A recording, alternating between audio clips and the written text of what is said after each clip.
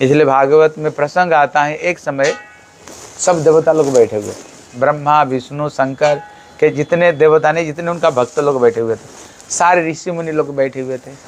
अभी जो शंकर जी को पूजा करता है, कहते भोले बाबा की, आज जोर से बोलो, बोले भोले बाबा की जय।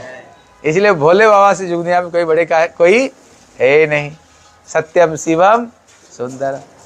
अभी जो ब्रह्मा जी को पूजा करते थे, कहते भैया ब्रह्मा तो जगत को सृष्टि करने वाले ब्रह्मा, इसलिए जगत में सबसे बड़ा ब्रह्मा। अभी जो विष्णु को पूजा करते थे, बोले भैया जगत को पालन करते भगवान, अगर पालन नहीं करते सब मर जाएंगे, इसलिए जग पालन हार श्री भगवान श्री विष्णु की जय।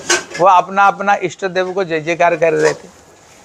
अभी तीनों में विचार हुआ, तीनों में फिर किसको भक्ति करनी चाहिए, तीनों में किसको भक्ति करनी चाहिए।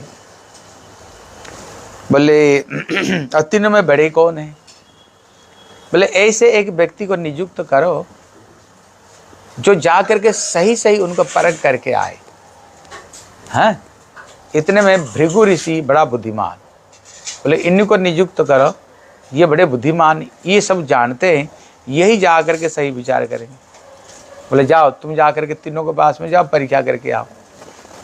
तब भृगु ऋषि सबसे पहले अपना पिताजी को पास में गए, ब्रह्मा जी को पास में। जब गए, इतने में नियम क्या है, बेटा जाएगा तो पिता का चरण छूनी चाहिए, है ना।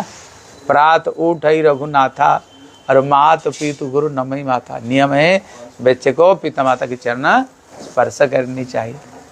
लेकिन ये भृगु गए, जा करके पिताजी को कोई प्रणाम नहीं, वो ऐसे अखड़ जैसे खड़े रह गए। ब्रह्मा जी ने देखा तो बेटा मेरे, अरे कम से कम आकर पैरा तो चरण तो छुआ कर, और ऐसे तुम अखड़ जैसे खड़े हो गए, कोई सम्मान भमान कुछ नहीं।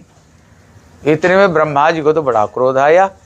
हाँ, इतना भी सिखाने पिताजी का चरण छूना, उन्होंने कमंडल लिया, पानी जो मंत्र करके उसको पर मारने के लिए छोड़ने के लिए गए, ब्रह्माणी थे। बोले बेटे के ऊपर कभी क्रोध ऐसे थोड़ी करते हैं, बेटे के ऊपर थोड़ी क्रोध करनी चाहिए, थोड़ी सी प्रणाम नहीं किया तो तुम्हारे अंदर क्रोध आ गया, अरे बेटा ही है ना, क्रोध नहीं करनी चाहिए। बस भृगु वहां से चले गए शंकर जी के पास में।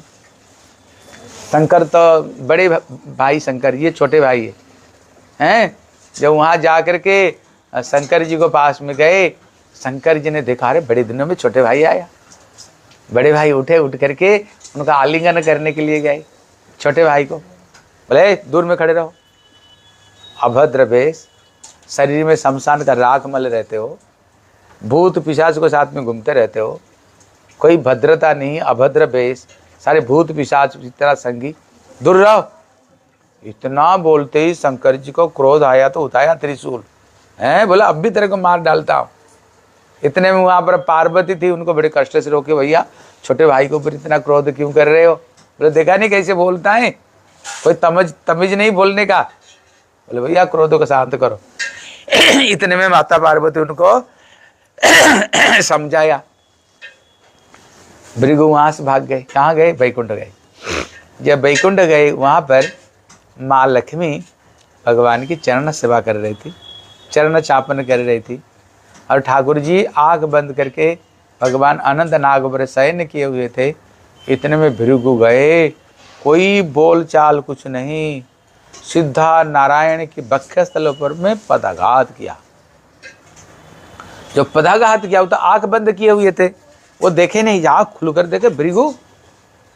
फिर खड़े होकर के भृगु जी के चरण पकड़ लिए, बोले प्रभु जी आप मेरे पास में आए हो, मैंने आपको सम्मान नहीं कर पाया, मेरा कठोर वक्षस्थल है, आपका चरण कितने कोमल है, आप मेरे को वक्षस्थल पे आपने लात मारी, आपका चरण में कोई कष्ट तो नहीं हुआ, कोई कष्ट तो नहीं हुआ। जब इतना बोले भृगु तो पानी पानी हो गए। बोले ब्रह्मा जी को पास में गया, थोड़ा प्रणाम नहीं किया तो क्रोध आ गया। शंकर जी को पास में गए, थोड़ी सी कड़क वचन बोल दिया तो मारने दौड़े।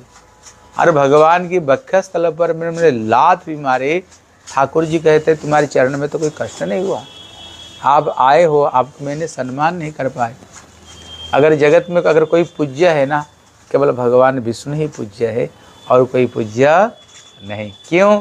कारण समझो।